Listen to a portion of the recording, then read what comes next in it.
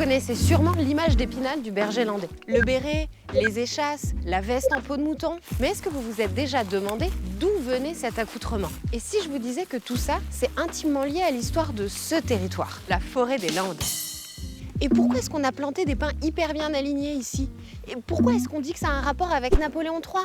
Et parfois avec le Moyen-Âge? Et quel rapport avec notre berger landais? Wow, ça fait beaucoup de questions.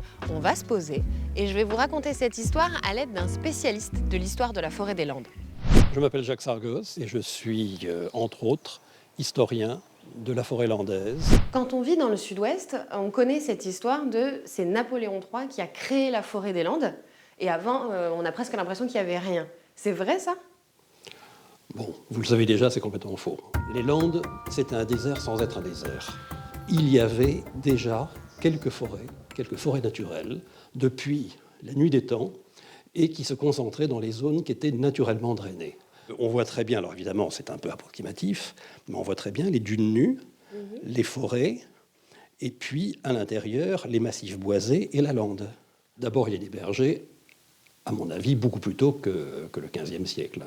C'est vraiment, dès le départ, l'élevage et la condition de la survie dans les Landes, car c'est le fumier qui va servir d'engrais. Ça permet de nourrir la population locale, qui ne fait pas que ça, parce que bon, la viande, les agneaux, etc., on les vend, et puis il y a quand même d'autres activités. Par exemple, au XVIe siècle, on sait que le miel, les ruches, sont une source de revenus très importante. Mais la base, c'est qu'il faut des troupeaux pour faire du fumier, et il faut du fumier pour cultiver, et donc pour survivre.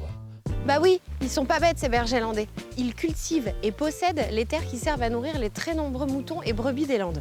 Et pour nous raconter comment ils travaillaient, j'ai rendez-vous avec un berger des temps modernes. Alichat, je suis Jean Barrère, alias Louis de Bureau, berger landais, ici, sur la commune d'Escalade-Sainte-Meille, dans les Landes. Des bergers landais, il y en avait dans cette forêt bien avant que ça soit la forêt telle qu'on la connaît aujourd'hui. On a des troupeaux de brebis ici qui étaient dans les Landes depuis, peut-être pas la nuit des temps, mais depuis que ces terres sont occupées, le berger landais était présent avec ses troupeaux. Pourquoi ces échasses? Alors les échasses, ça m'amuse beaucoup parce que très souvent aujourd'hui, on nous donne encore pour explication, les bergers landais mettaient des échasses pour traverser les marécages. Et en fait, il n'en est rien. Parce qu'on part dans un marécage avec des échasses, on se tient, on s'enfonce jusqu'à la semelle et les chaussures. En fait, non, c'était un moyen très pratique de s'économiser, puisqu'il faisait 12 à 15 km par jour. Et pour économiser des efforts, en ayant des jambes plus longues, il parcourait des distances identiques, mais au lieu de courir, il les faisait en marchant à grands pas. Deuxième question sur l'image d'Épinal qu'on a du berger landais.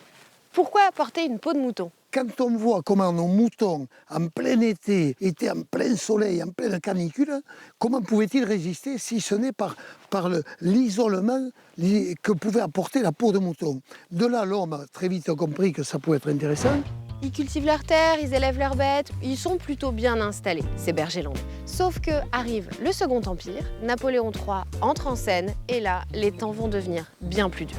On vivait donc en occupant tout le territoire des Landes, le pays nous appartenait. Et puis un beau jour est arrivé Napoléon III, cette loi de 1857 qui nous a mis dans l'obligation de planter des pins.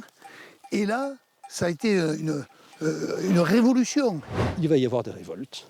Il va y avoir des révoltes notamment par le feu, des dizaines de milliers d'hectares qui vont être brûlés par des petits paysans ou par des bergers qui ont été victimes de cette transformation qui était en soi utile, mais qui était beaucoup trop rapide et beaucoup trop brutale. Il faut gommer toutes ces révoltes pastorales, malgré la protestation générale dans le pays. Il ne reste donc plus grand-chose du berger landais, si ce n'est un folklore et une mémoire que perpétuent certains.